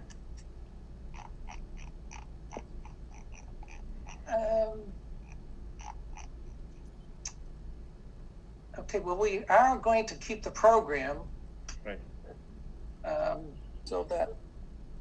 I'm just trying to think, Jim, you think there's any issue with keeping a program that, a fee that is been identified as a unlawful tax if the rate on that tax is 0? I see what Patrick's trying to get at, and I'm just I'm concerned with our lawsuits. I think that accomplishes what the lawyers recommended. Rick and Bernie, what do you guys think? I agree. Rick? I see Rick's on mute. Personally, I don't think there's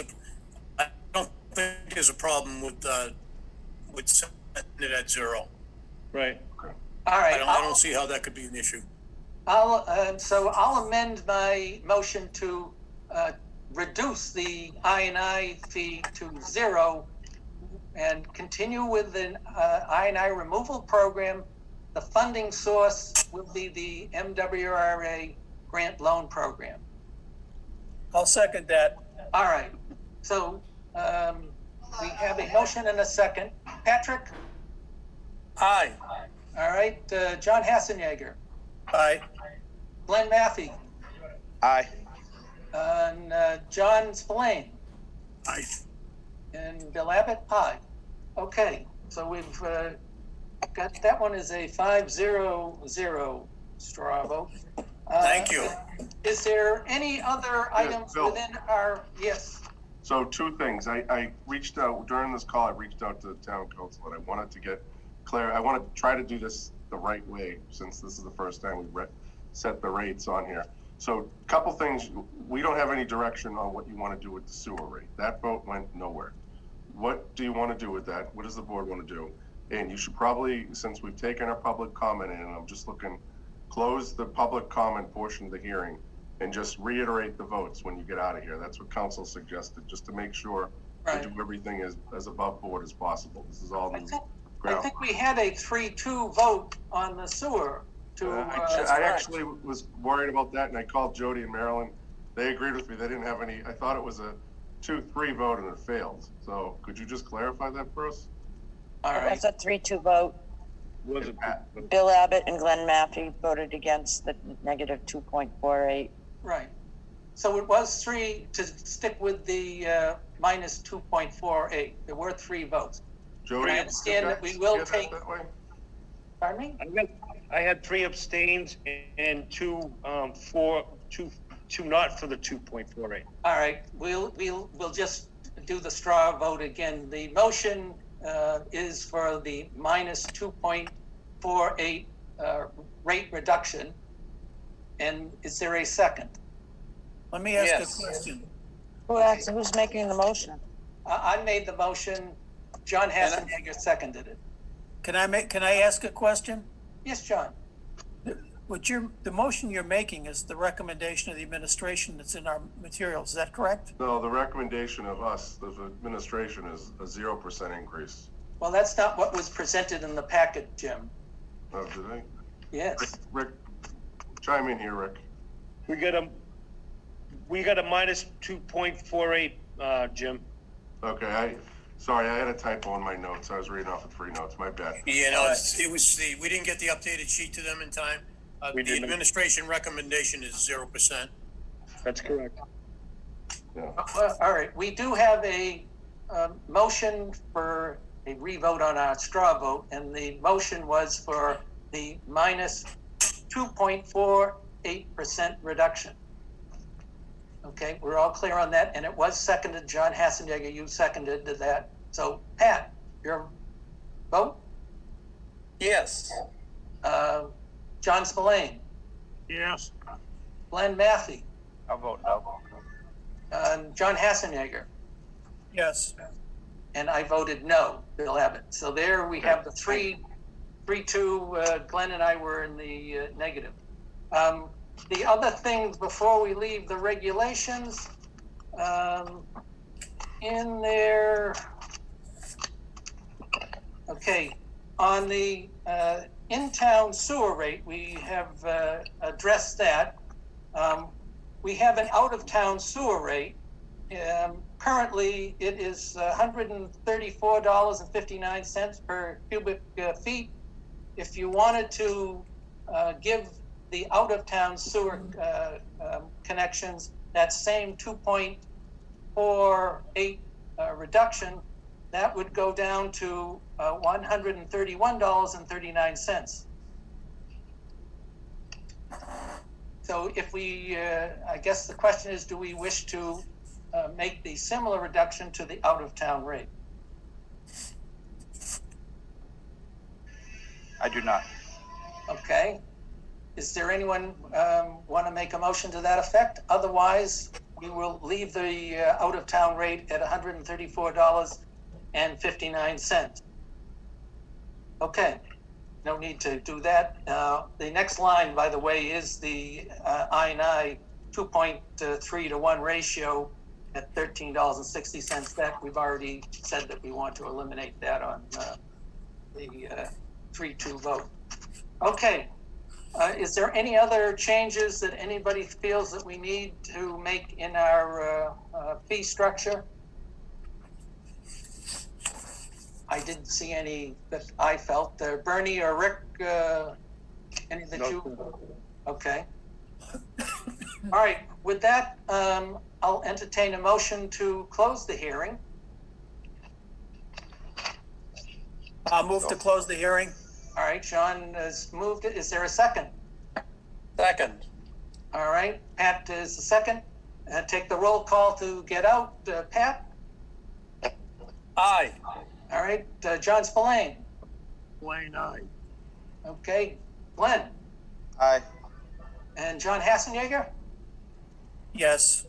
And Bill Abbott, yes. So we have closed the rate hearing, and Jim, we should take the official vote at this point. Yes, please. So all 3 changes that you guys just voted, I just would like to cover all of our bases as she suggested. Okay, the first one is changing our water rate with an increase of 4.79%. Patrick? Abstain. Oh, wait a minute. We probably need a motion and a second. I'll make the motion. Okay. Glenn, Second. we have a second? Okay, we have a second. The motion and it's been seconded to have increase the water rates by 4.79%. Patrick? Abstain. Okay. John Spillane? No. John Hassenegger? Yes. Glenn Maffey? Yes. Bill Abbott, yes. Okay, on the sewer rate, for a reduction of 2.48%, is there a motion to that effect? Pat, So you're- moved. So moved. Is there a second? I'll move it. Is there a second? Second. Okay, we got a motion and a second. All those in favor? Pat, you're abstaining? Or did you vote? Now, I want to make sure, read the motion again. To decrease the sewer rate by 2.48%. Yes. All right. John Spillane, Yeah. John Hassenegger. I'm going to vote, but first I just want to say, for some reason, the program administrator keeps taking my picture off the screen, and I keep trying to put myself back on. He keeps taking me off. I don't know who the program administrator is, but I don't appreciate being an anonymous black box. But I will vote yes. All right. Hey, John, I took your video away so I could save the bandwidth. You're registering as low bandwidth, so you might be on a cell phone or something like that. When I eliminate your video, it makes your audio clearer so they can hear you. I'm not that bad looking. You're Okay. a very handsome man, John. All right. Glenn Maffey, back to the motion. Vote no. And Bill Abbott voted no. So we have a 3-2-0 vote in favor of the reduction of the sewer rate by 2.48%. On the reduction, on the I&I, changing I believe it was to change the fee to 0% or 0, and funding, continuing having the I&I removal program, and the source of funding would be the MWA grant loan program. We do have a motion to that effect.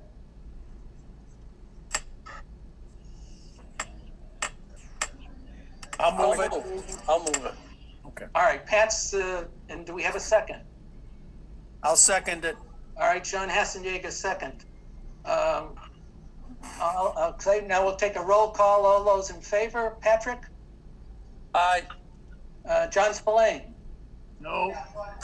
Okay, John Hassenjager? Aye. Glenn Maffey? Aye. Bill Abbott? Aye. 4-1-0 in favor. Okay, and that concludes our rate hearing. For those, if there's anyone else still remaining, I guess I see there's 18 folks left. We're going to finish off the rest of our meeting, which will start with the approval of the minutes of March 9th and May 18th. So if everybody can get to their package there. I have a correction. Okay, Patrick, and on what, the March 9th? On May 18th. Okay, let's do the March 9th first. All right. On March 9th, Mary, the skater is SCADA, no K. The K should be a C. Got it. And on the third page, the Water Management Act order to complete at the bottom of the third page. Yep. And let's see, on the fourth line, just look to the end of the third, it says, Mr. Abbott says, if we are not at or below the 65 gallons per day, we can water 2 days per week, and if below the previous year, then next year we would allow watering 1 day a week. I guess I was somewhat confused. The key is, if you meet the 65 gallons per person per day annual limit, then we would be able to continue with the 2 days a week watering that we had covered earlier. If it goes higher, like to 66 or 70 or whatever, then we'd have to go down to only 1 day a week, allowing for outside watering. Okay, I'll fix that. Okay? Yep. Mr. Chairman, Yes. I have on page 1, sewer pump rehab work. It's for Chandler and Leonard Road, not Charlotte. It's about 3/4 of the paragraph down. Okay. If you look, Mary, just going down on the left side where you see Leonard Road wet wells, Right, if you back up, that's where it says Charlotte Road in the Right. sentence. Okay. Anything Thanks. else in March 9th minutes? Being none, I'll entertain a motion to approve the minutes of March 9th. So moved. Second, is there a second? I'll second. All those in favor of approving the minutes of March 9th, say aye. Aye. Aye. Aye. And Castanello, aye. okay, John Spillane, Aye. John Hassenjäger, Aye. Glenn Maffey, Aye. Bill Abbott, aye. Okay. Minutes of May 18th. Patrick, I think you said you had something. I do. It's on the first page, Okay. where it says water and sewer rate revenue. We're down at the bottom. Yeah, go up 4 lines. All right. And Mr. Abbott says that he assumes his fellow commissioners, and then there's a bunch of would that they would, what does that mean? It means, I don't know where you are, Patrick. If you down the last item on the first page says water and sewer rate revenue. Right, Okay, so now go up 1, 2, 3, 4 lines, and it says cross, and the next word is Mr. Abbott says that he assumes his fellow commissioners would want the applicant to come before them, and they all agree. I think the commissioners would. I think it's just basically that the commissioners would want the applicant to come before us, and that they all agreed. okay, that's it, that they want the applicant to come before us. correct. Okay, got that, Mary? Yep, Okay, any other items on the May 18th minutes? Okay, being none, take a motion to approve the minutes of May 18th as amended. So moved. And is there a second? Second. All right, motion by Glenn, seconded by John Spillane. Patrick, Aye. John Spillane, Aye. John Hassenjäger, Aye. Glenn Maffey, Aye. and Bill Abbott, aye, so 5-0-0. Okay, next item, abatements. Do we have any, Mary? I don't see any in my package. no abatements. No abatements, okay. Superintendent status report. Good afternoon, Bill. Thank you. Hi, everyone. Just wanted to give you an update on recent activities. The residuals at the Willis and the Delaney plant, the residuals from the treatment facility, they've been removed. We're working on cleaning that lagoon, the last lagoon that needs to be cleaned, and we're going to be placing the filter curtain in that lagoon after it's been cleaned. Engineers from Wright Pierce are still working on the Delaney sludge system design. SCADA RFP bids are due Tuesday, July 9th. Weston and Sampson has 90% complete drawings for Chandler and Leonard pump station upgrades. Inland Waters have been working on I&I manhole investigations and mainline grout work throughout the town, and that's our program. And distribution working on their gate maintenance and drain work. Since I saw you last and we've talked, there's been one service leak. Jarvis Farm has been cleaned, the beach, and all the boards are in for the water levels. And we are continuing with DL Mar in for well cleanings, full cleans and acid cleans. And that's all I have for you, Mr. Chairman. What well are we cleaning now, Bernie? I believe we're in 4A right now. I'm sorry, Washington 3A for a full clean, and they'll be at 3B for an active clean. They are going to then switch to the Mine Brooks. Okay. Could I make a point of inquiry? Sure. Yes, you may. John Hester. Bernie, you mentioned cleaning the beach. Is there some planning to have a swimming program or something? No, John, what we did was we went in there, we cleaned up all the litter. It's just nothing but preventive maintenance at this point. Okay, Mr. Carroll isn't coming down there with his dog? There's been, I can't verify that, sir.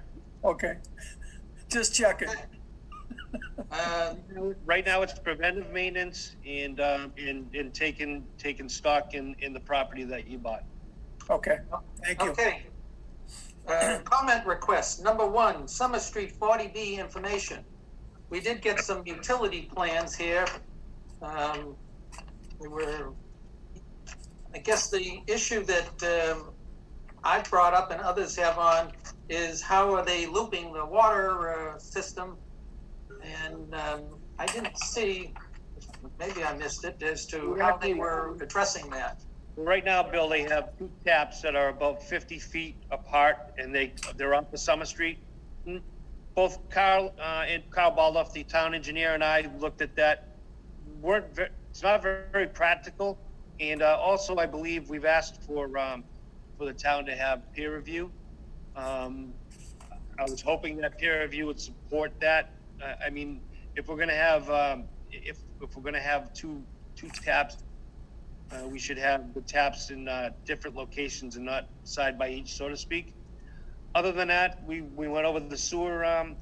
We went over the sewer system. Sewer system looks pretty good, and we've just we've made some notes that have been sent to the planning board, and it's all pretty much relative to their drawings and cluster gating, so on and so forth. Fire department, placing hydrants, so on and so forth. It's pretty much the same language that you have normally for any other project. So if I understand you, they're addressing the looping issue by having a pipe on the entrance to their property, go in around, and then having another pipe 50 feet away that is the exit. So that's the loop. Yes, sir. And does that really solve the problem or not? It's a loop, Bill, but it really, I'm not sure. I mean, it's eliminating. Obviously, it's going to eliminate dead end inside that property. I don't think that it's going to solve anything other than that. I'm not sure if that's if that's even going to. Well, can I say something here? It gives you redundancy in that if should something go wrong with one entrance, the other loop that's 50 feet away can be used again. And it's not the best situation in the world, but it's better than just having one single line coming in. I totally agree with you, Patrick. Did they address the possibility of going across the railroad tracks and connecting to Neponset Street? I have not seen anything such as that, Bill, at this time. I'm just wondering, have we proposed that as an option to them and have them reject it or tell us, okay? That would be a lot better. Because Bernie, you get redundancy and you get a bigger loop. Bernie, the project initially was the 30 acres, but then they bought the additional property from Baker Hughes, yes, sir, who owned both sides of the tracks, and they did have a building and a water connection right on the other side of the tracks that probably could be looped if they had some agreement with Baker Hughes, who they bought the property from, to make that. We can certainly send your comments over to the planning board. Absolutely. That's why we're all here right now. I think we should suggest that and at least let them, reject it and tell us why. That's because I agree it would certainly be a much better situation than it would having two lines that are just a little bit apart. Any other comments from? If I recall in the past, going on the railroad tracks can be problematic. If you recall back, maybe 30, 40 years ago, we did something like that, and it was a horror show. And I don't think we ever succeeded in tunneling underneath the railroad track. But that got me to thinking about, if they own that property, I wonder if they're paying taxes on it and rights of way and things like that. So I would like to see it looped under the tracks and make it a real loop. Well, just having the sewer that's one house down from me goes under the commuter rail tracks. It was jacked successfully. The trains kept running, and so it is possible to do. And I think that it's worthwhile for us to see if we can get that done, because it would be a superior solution. I would imagine they do have moles that go under, dig under all the time. In fact, today, the town often, or the gas company often is required to just take a mole and go under a street to connect the gas from one side to the other. It's done pretty much as a standard practice. It's really no problem going under something like a railroad. Those rail beds are raised up probably 8 to 10 feet, so there's probably certainly no problem in getting under them with a mole. Okay. Any other comments on the Summer Street 40B? I would just say one thing. Rick? How does the water get to your South Walpole water tank from the wells? Goes right down Summer Street. Summer Street. Crosses under the railroad tracks. That's true. They directional drill these days. Yeah, so that's all. Okay, so it should be investigated, and because it would be a far better solution. Going on to correspondence number 1, 1078 Washington Street sewer connection request. And this was requesting an abatement. They had a broken water pipe due to freezing temperatures, and believe they are they're telling us what it costs to have the plumber fix it and all. That's not our issue. The only thing we would be looking at is if they were connected to sewer and the water didn't go into the sewer. Our standard practice has been to make a calculation and make an abatement on that. But if the water went through the meter, it's their responsibility. Mary, anything you want to add on this one? No, Judy gave you the breakdown of what he would get a credit for. But it would be for the sewer. For the sewer. Okay. Well, Mr. Chairman, it also gives us the opportunity. They've calculated what would happen if we kept it in the first year for this broken pipe. I think that's worth considering. All right. In the past, we have not done that, I don't believe. I think I'm trying to set a new precedent here. Couldn't tell. All right. On the first issue of issuing a sewer abatement for the water that did not go through the sewer, is there a motion to that effect? So moved. Yes, I move that. All right, and a second? Second.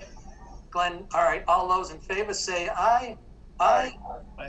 Actually, we probably should take Aye. Fastenal, aye. John Spillane. Wayne, aye. Okay, I'm saying yes. Glenn? Aye. And John Hassenegger? Aye. And Bill Abbott, aye. Okay, 5-0-0. Glenn, I'm not sure if you want to make a motion on anything or... Yeah, so I would make a motion that we abate an additional $61.81, which would be the amount of savings had they only been billed in the first year. I think billing in the first year makes sense in a situation like this. So an additional abatement of $61.81. Is there a second? We'd be setting new precedent. I'm hearing no second. There is no second to the motion. We'll move on. Okay, correspondence 2. This is 65 Federal Street, requesting a sewer abatement request. And there on a November weekend, they had a significant water leak at the house. Pipe burst outside. They were away once they had a relative come in, I guess the fire department helped shut off. And again, if the water went through the meter, this would be another situation with our precedents of abating the sewer. No, I don't think there was any sewer. It says the sewer charge for $366.59. Right. It's on the second page, John? Yep. Okay. And I move we abate it. All right, is there a second? I haven't got that. John Spillane? You said you haven't got it, or? Oh, okay. Well, I do see it, I'm sorry. Okay, and there was a second Second. by Glenn. All right, John Spillane, your vote? Pat? Aye. John Hassenjäger? Aye. Glenn Maffey? Aye. Aye. Bill Abbott? Aye. All right, so we've taken care of that. Shop here. All right, economic developers update of 40B project. This is just a read and noted. At our last meeting, we covered all the 40Bs that were currently there. The Doopy Street, they are waiting until an outstanding application is due on, well, it's 5 days ago. So we should be looking for information to comment on, probably from either the zoning board or the planning board, certainly from the zoning, I expect, what our thoughts are on the Doopy Street. And Burns Avenue, they have apparently agreed to hold off until the state of emergency is listed. This is the one that originally started out as not a 40B with either 12 or 14 units.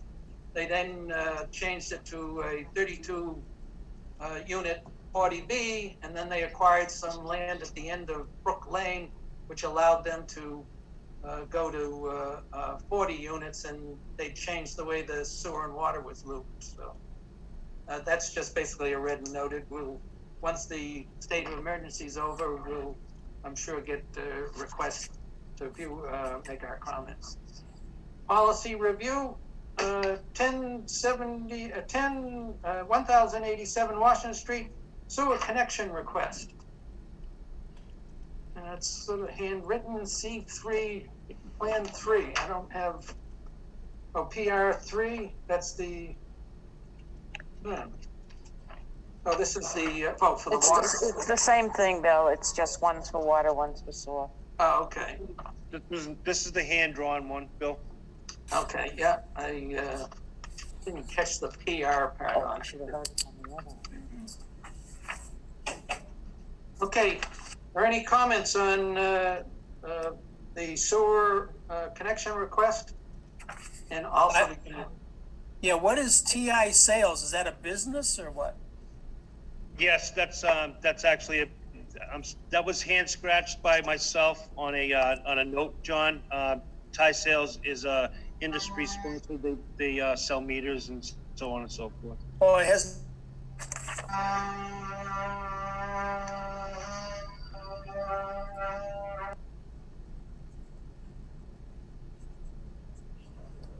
Okay, come on. all right.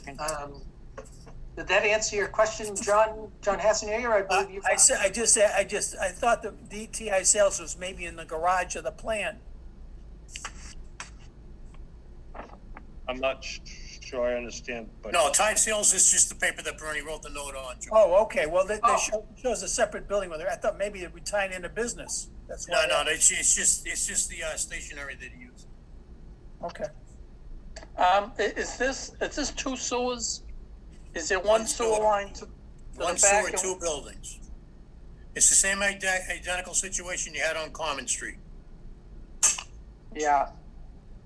So they basically have from the house an existing line, and they are proposing to have a sewer line connecting from the garage / shop in the back that would connect in to the existing sewer line, and there would only be one connection to the main in Washington Street.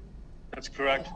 And on the water, they would go from the garage shop building to the house where they would get the water. Again, there'd just be the one water connection coming from Washington Street into the house. And I was told that this is a half bath, and this would be the plumbing to go to the garage would be after the meter. So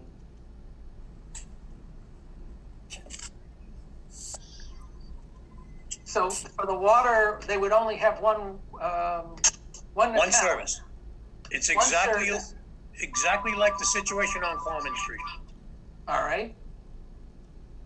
And The question is if the parcels are ever separated and sold. So I would suggest if you allow them to leave this the way it is, that you get a deed restriction as you did on Common Street.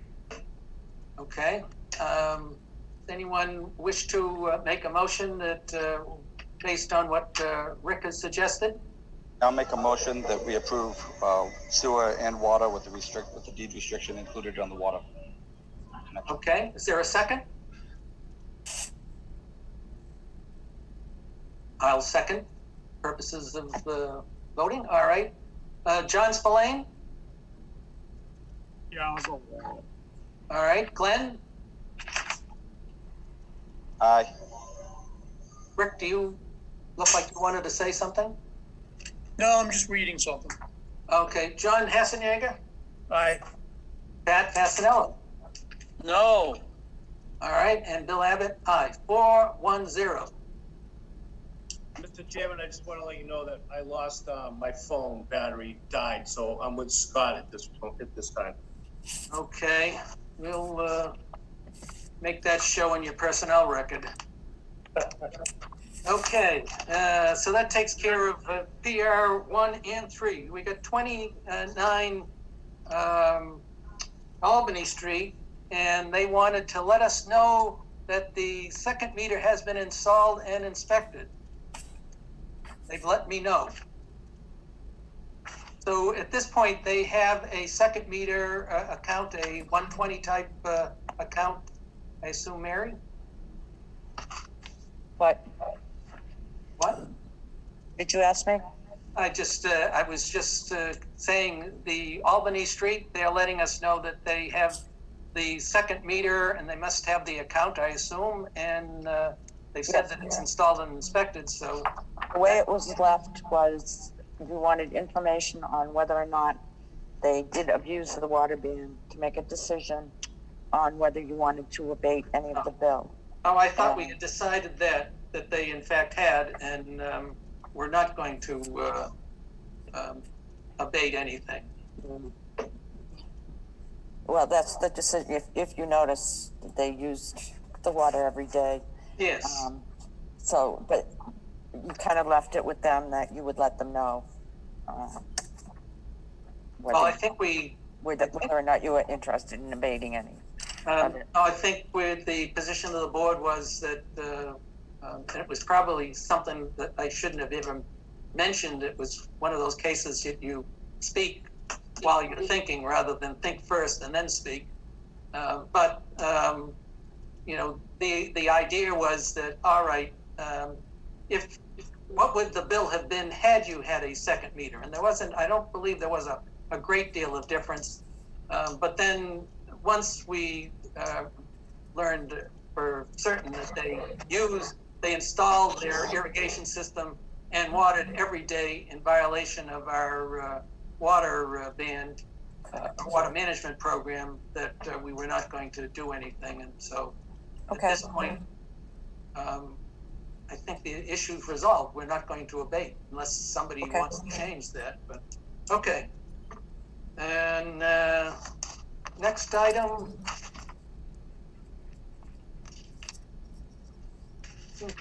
This is discussion request for water service. Dover parcels. Is Jim Johnson still on? Yes, I see he's still there. Jim? We haven't heard back from council yet. Right. Okay.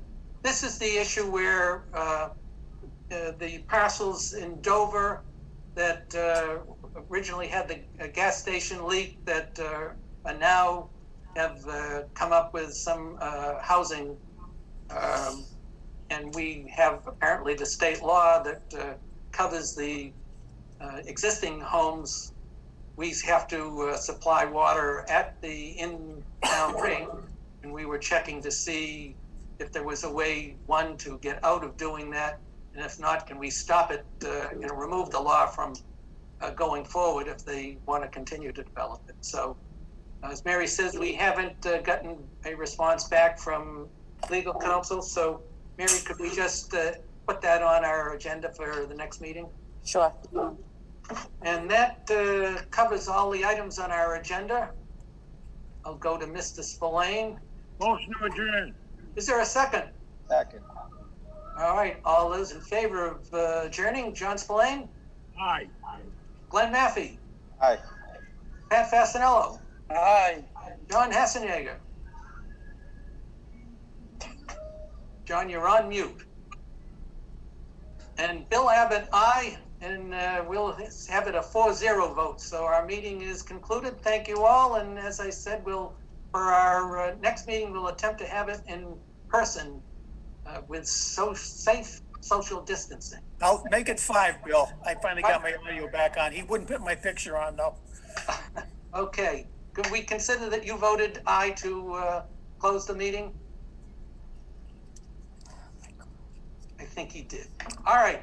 Thank you all. We can leave the meeting and end it. And thank you, Mike, for your help in getting this arranged. And with that, we'll talk to you all later. Bye.